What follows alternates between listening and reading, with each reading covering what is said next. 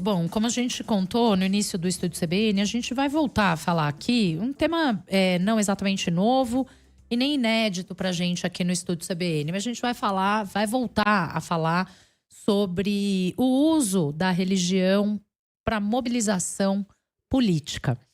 A gente tem o prazer de receber a pesquisadora em religiões, políticas e mídias, integrante da equipe do Instituto de Estudos de Religião e do projeto de fact-checking em ambientes digitais religiosos Coletivo Bereia, Magali Cunha. Bem-vinda. Olá, Fernando. Olá, Tatiana. Um Olá, prazer falar com bem-vinda. você. Prazer em falar com os ouvintes nesta tarde.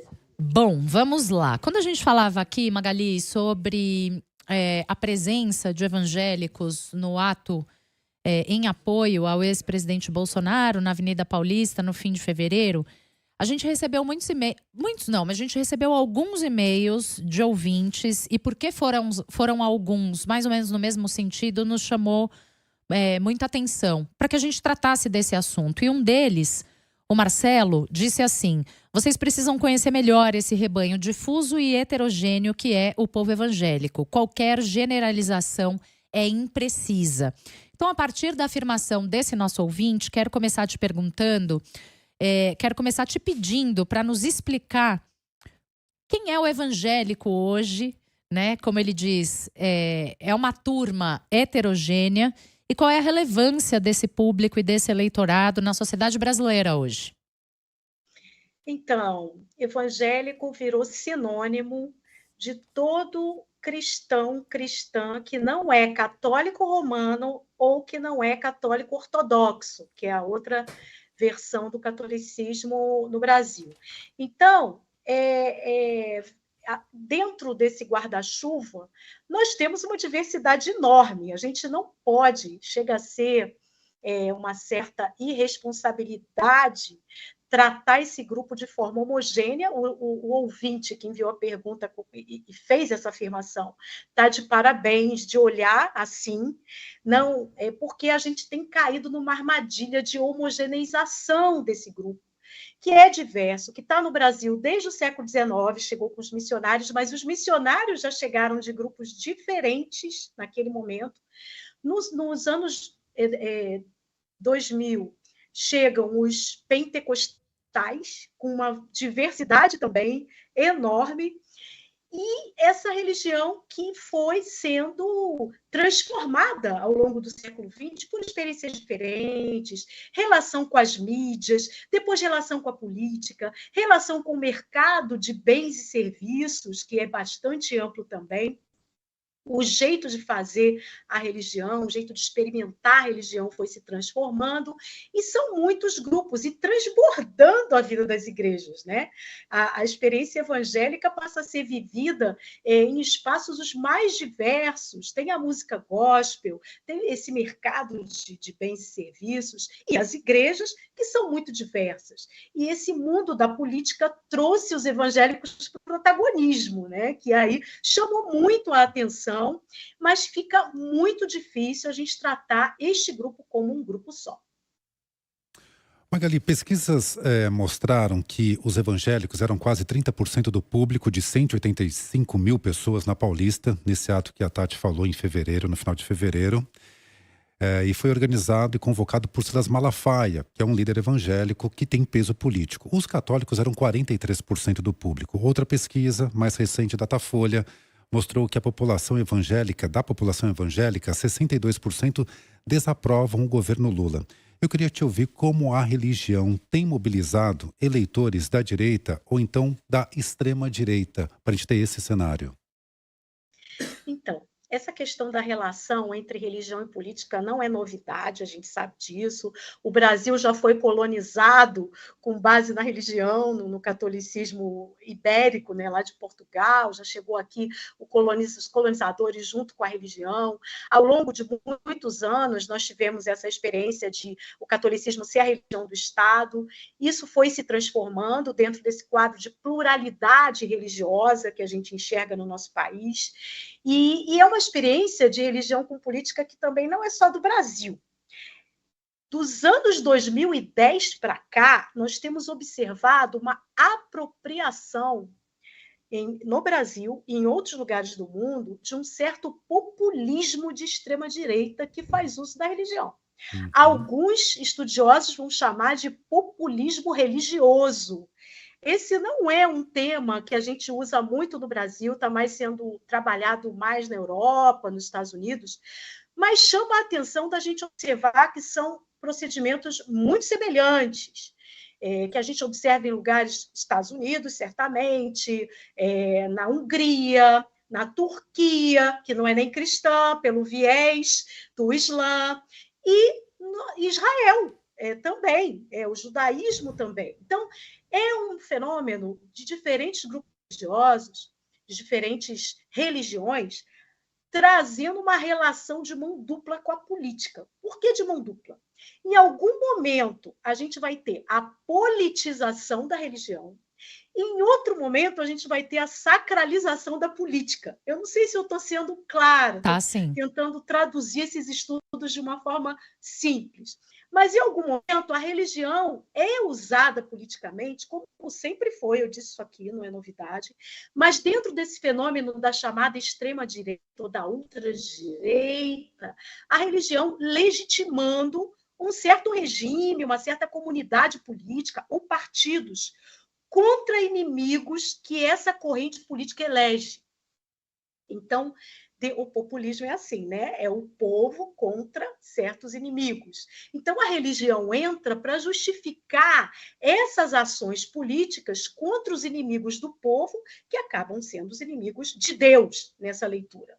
E, por outro lado, a política é sacralizada, quando certos partidos, certos grupos políticos e certas lideranças são colocadas como escolhidos de uma divindade, né? Escolhidos de Deus. Quando a gente olha para o Brasil, dá para a gente fazer essa relação. Eu imagino que quem está me ouvindo está fazendo a relação com as coisas que a gente está experimentando no Brasil. E aí não tem a igreja específica. Por isso, na Paulista, nessa experiência que vocês estão trazendo, a gente não tinha só ali evangélicos. Houve uma mobilização por lideranças evangélicas, mas nós também tínhamos católicos em maioria. Claro, a gente está em São Paulo. São Paulo tem características aí que fazem com que os católicos fossem maioria. Mas também a pesquisa mostra um grupo significativo de espíritas, como o terceiro grupo religioso ali presente. Então, mobilizado em torno de um chamado simbólico de que há que se dar sustentação e apoio a certas pautas e pessoas que vão salvar o Brasil. Essa mobilização simbólica é relevante. A dá para dizer que o maniqueísmo da religião é transferido para a política? O bom contra o mal, o bem contra o mal, o ruim e o bom? Nem toda religião trabalha com essa duplicidade ou com esse antagonismo bem-mal, né? Como esse maniqueísmo, como você está falando.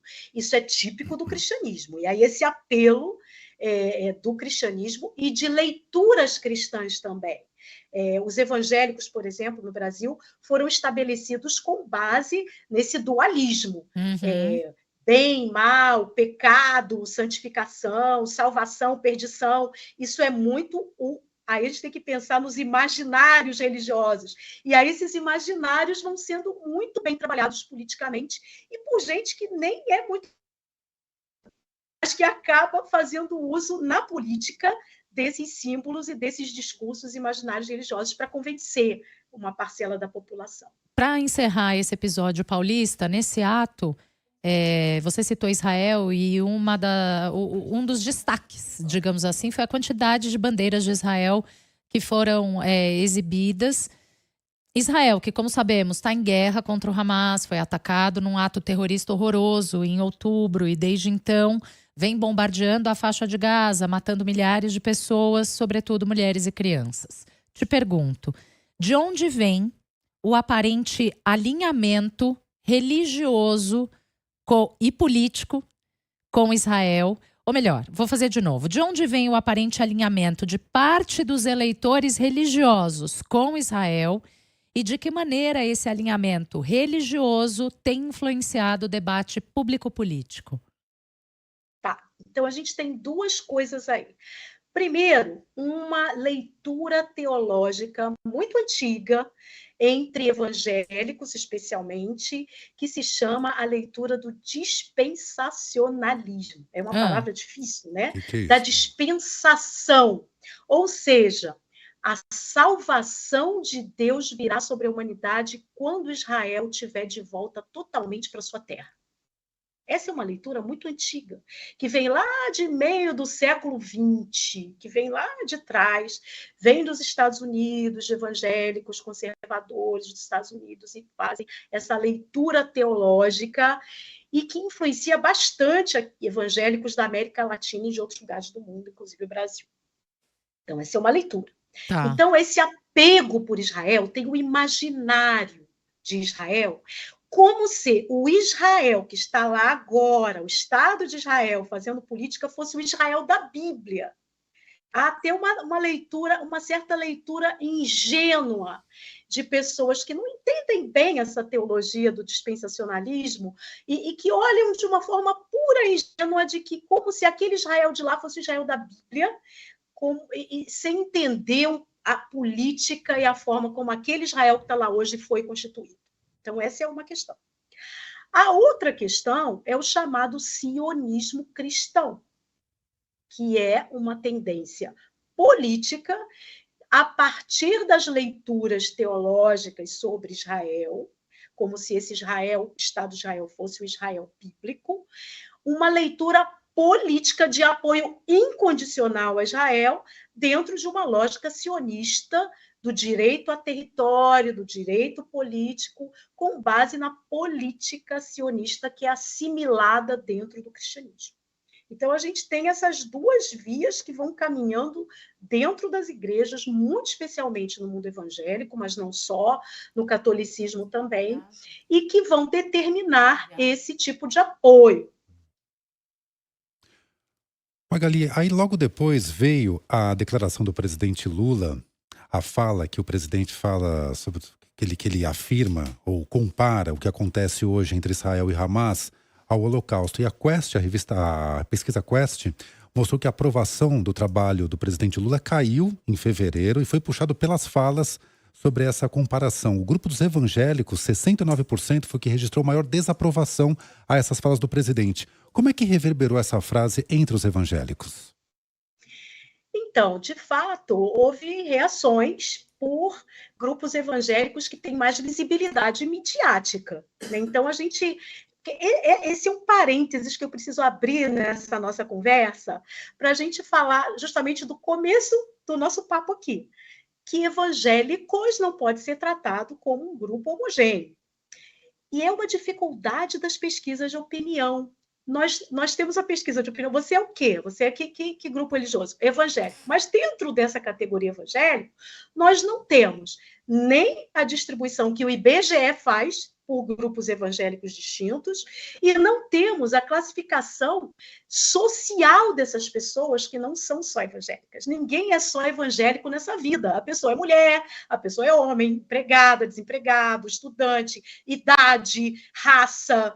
A gente tem distinções aí que a gente precisaria medir como as pesquisas de opinião dos Estados Unidos fazem. Se a gente prestar atenção agora, que está muito em evidência, né, nas eleições dos Estados Unidos, quando aparecem como os evangélicos dos Estados Unidos votam, a gente vai ver nas pesquisas os evangélicos brancos, os evangélicos negros, os evangélicos de tal grupo específico, das igrejas independentes, etc. e tal.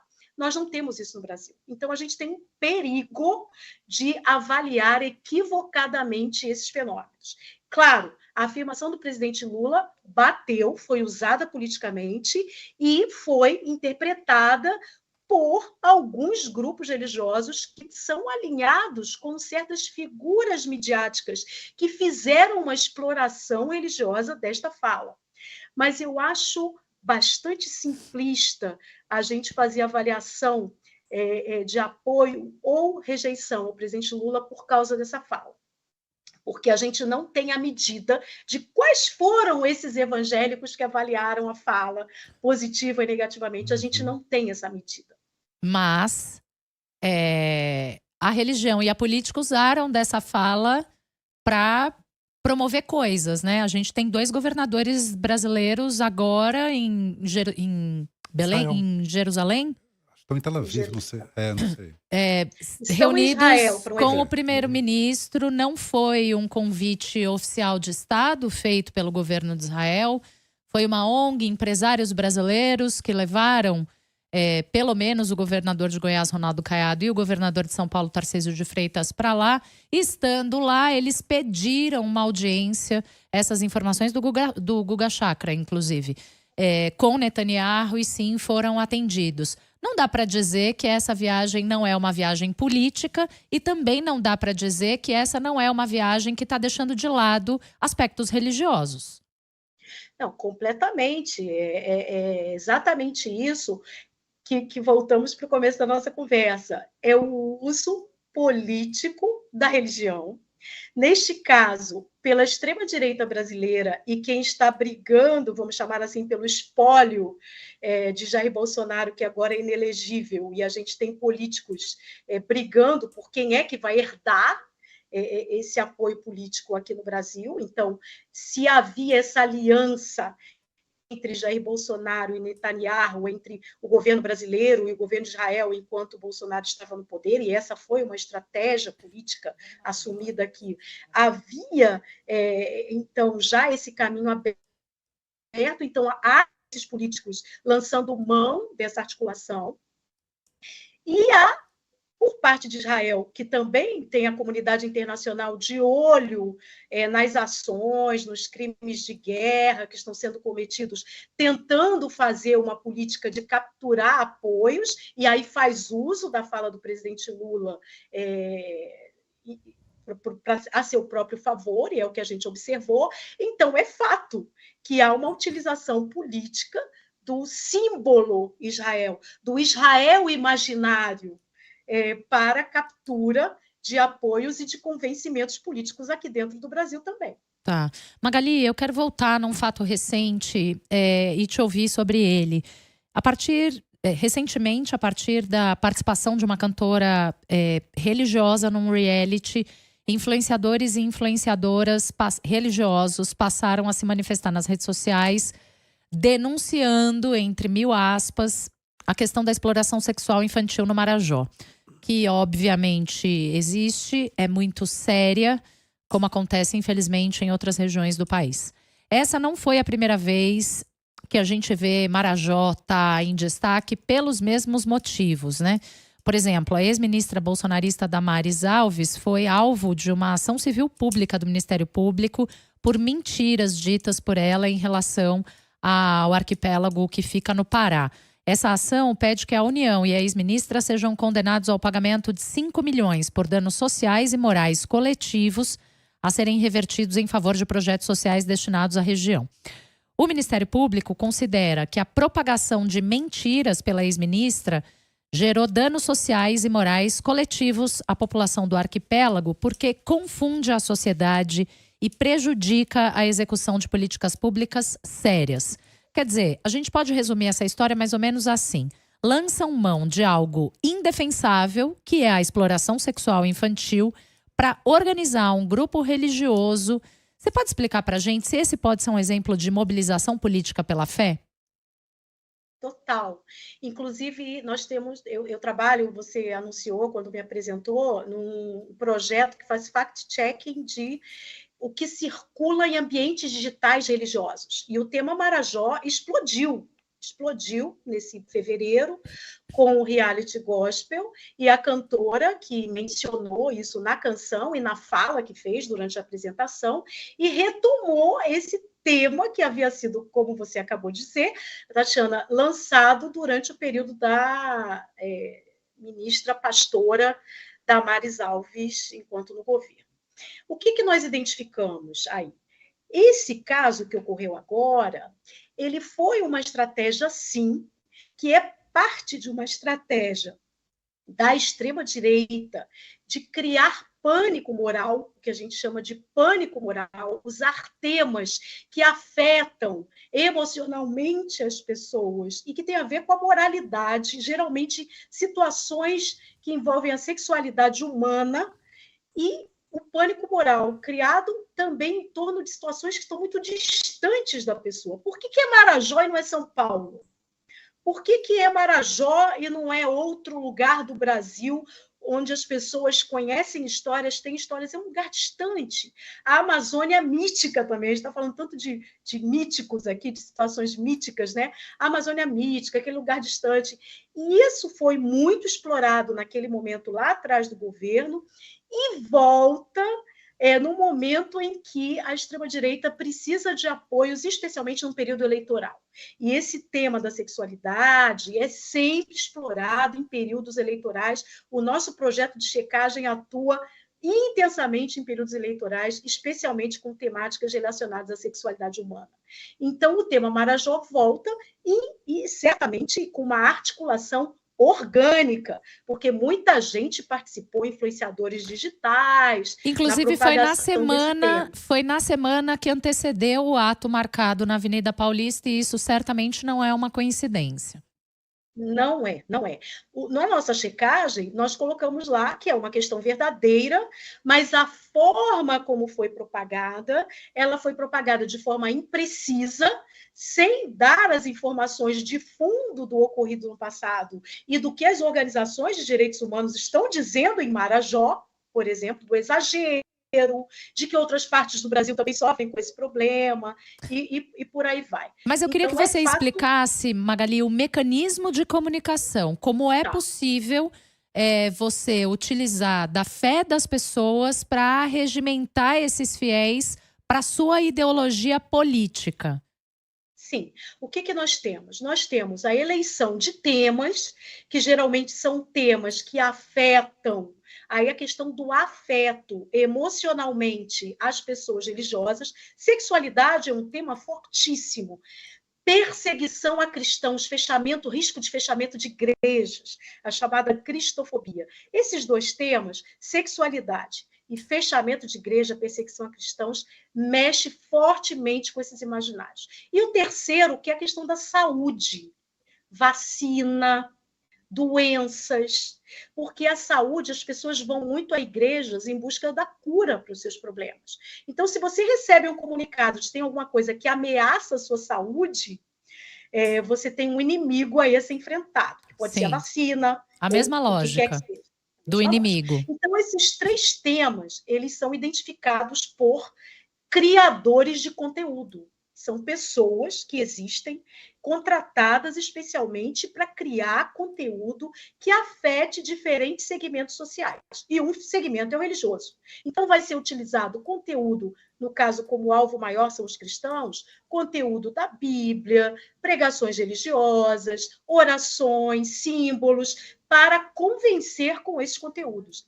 As pessoas religiosas, principalmente cristãs, elas têm uma característica que é de ter que passar adiante, evangelizar, falar com todo mundo. E quem cria esse conteúdo sabe que vai viralizar porque as pessoas querem propagar. Então, a religião também é utilizada nesse sentido, como grupos privilegiados para propagar gratuitamente e espontaneamente esse tipo de conteúdo. Então, nesse sentido, religião e grupos religiosos são prioridade de quem trabalha com pânico moral e espalhamento de conteúdo desinformativo. Magali, depois dessas pesquisas que nós comentamos aqui e das ressalvas que a senhora fez sobre elas, vários assessores do presidente Lula são categóricos em afirmar que o presidente precisa se aproximar. Eu não vou falar mais evangélicos, vou falar agora de diferentes setores de atores evangélicos, não mais generalizar. Mas, diante desse cenário, por que é difícil a esquerda se conectar com esse público, ou com esses públicos? Primeiro, a dificuldade de enxergar o lugar da religião na sociedade. Não vamos nem falar só de evangélicos, né? O lugar da experiência religiosa, das religiosidades, atribuindo sentido à vida das pessoas, atribuindo um consolo em certas situações, salvando pessoas, porque as comunidades religiosas atuam socialmente ali, em várias frentes. Então, a compreensão de que a religião não é alienação, de que religião não é tirar as pessoas da vida, mas de que religião é algo que faz parte da vida. Essa é uma compreensão fundamental que os grupos à direita têm historicamente e fazem uso disso. Então, primeiro, compreender o lugar da religião, respeitar isso, colocar a religião como um valor social. Tem quem não tem religião e tem quem tem religião. E quem tem atribui um valor enorme a isso. Entender isso. Em segundo lugar, os grupos evangélicos tão diversos e as pessoas são gente, são cidadãs. Quem é evangélico não é evangélico sozinho. É muita coisa junto. E são eleitores e eleitoras preocupados com a sua vida cotidiana. Então, entender que as pessoas evangélicas não votam, não agem, não escolhem as coisas da vida só pela religião, é fundamental. A religião é um fator importante que ajuda a pensar, mas ela não é a totalidade da vida. A pessoa está preocupada com a comida no prato, com o filho na escola, com o posto de saúde se vai atender, com a segurança pública, se o marido vai chegar de noite, se a mulher vai poder andar sozinha na rua, vai fazendo oração, mas vai preocupado, quem vai me ajudar nisso? Então, entender que a religião está misturada com essas demandas e saber falar com essa população no que o Estado tem que fazer, que é atender as demandas de cidadão.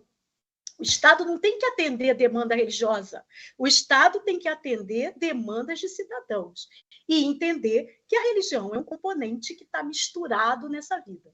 Tem um outro componente que a gente não pôs aqui e infelizmente não vai dar tempo, mas que são as fake news. E infelizmente, assim como tantos outros grupos na sociedade brasileira, esse é mais um onde as fake news estão e estão mobilizando muita gente, como a gente tem visto nos últimos anos. Adoraria abrir um capítulo para falar só disso, quem sabe numa próxima oportunidade. Magali, quero te agradecer por hora. Magali Cunha, pesquisadora em religiões, política e mídias, integrante da equipe do Instituto de Estudos de Religião e do projeto de fact-checking em ambientes digitais religiosos, coletivo Bereia. Obrigada por estar conosco. Venha sempre ao Estúdio CBN. Prazer, volto quando vocês me convidarem. Um abraço para todo mundo.